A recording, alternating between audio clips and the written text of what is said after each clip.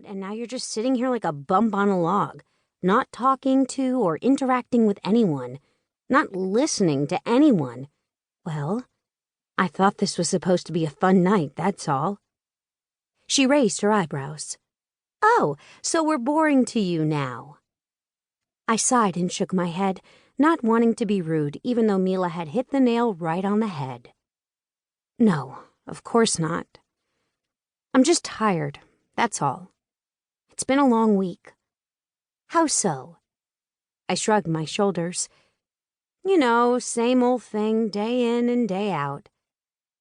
"You want to know what the real problem is?" Mila said, leaning in toward me as if she was about to give me the secret to understanding my own life. "No." "What?" I said, trying not to sound exasperated. Mila had always been like this, though. I'd always thought she missed her calling to be a life coach because she always believed she knew precisely what everyone else needed to do and was more than happy to give her 2 cents to anyone willing to listen. Sometimes she even gave it to people who weren't willing to listen. It really just didn't matter when it came to Mila. Funnily enough, she wasn't so good at addressing her own problems. Whenever she was faced with a problem, it was somehow always someone else's fault by her calculations. "You're isolating yourself too much," she said, matter-of-factly. "I mean, just look at yourself right now. You come out, get all dolled up. And for what? To sit here and ignore everyone?" In my mind, I wanted to say that I had gotten all dolled up to dance with cute guys and have some fun, not to pretend to be riveted by her lecture. Mila was a good person deep down, though, and she'd been my friend for a long time, so I didn't want to hurt her feelings. So instead, I just took another sip of beer and furrowed my brow, feigning interest in hearing her perspective. She nodded, thinking that she had finally captured my full attention. "Sometimes it just seems like you don't want to be bothered. How can you expect to get over your boredom if you never want to be bothered, Scarlet?" "That's not true," I said, actually feeling somewhat defensive. In all honesty, I felt slightly uncomfortable because Mila may have possibly had a point. On the other hand, it was also plausible that I was a little drunk and being sensitive. It was no secret that my emotions could sometimes get the best of me when I was a little tipsy. "Any interesting guys in your life lately?" Mila asked.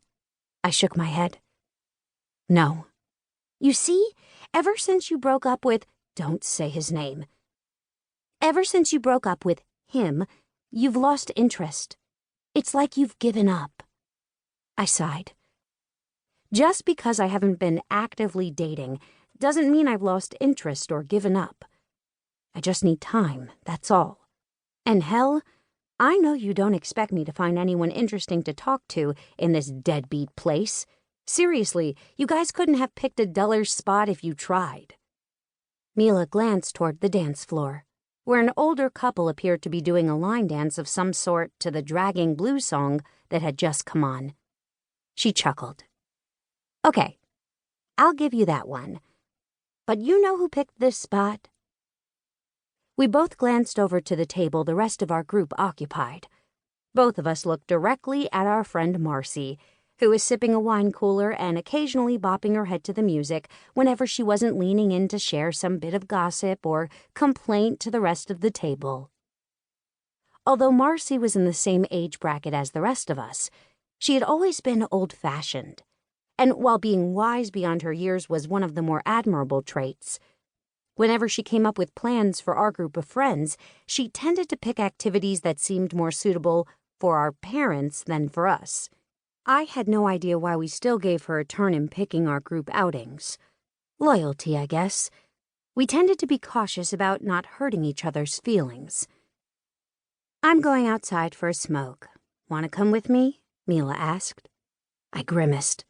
I hated cigarettes, and I had pleaded Mila to quit smoking more times than either of us could count. But she still hadn't broken the habit. One of these days, I wanted to send her to a hypnotist to get her to quit.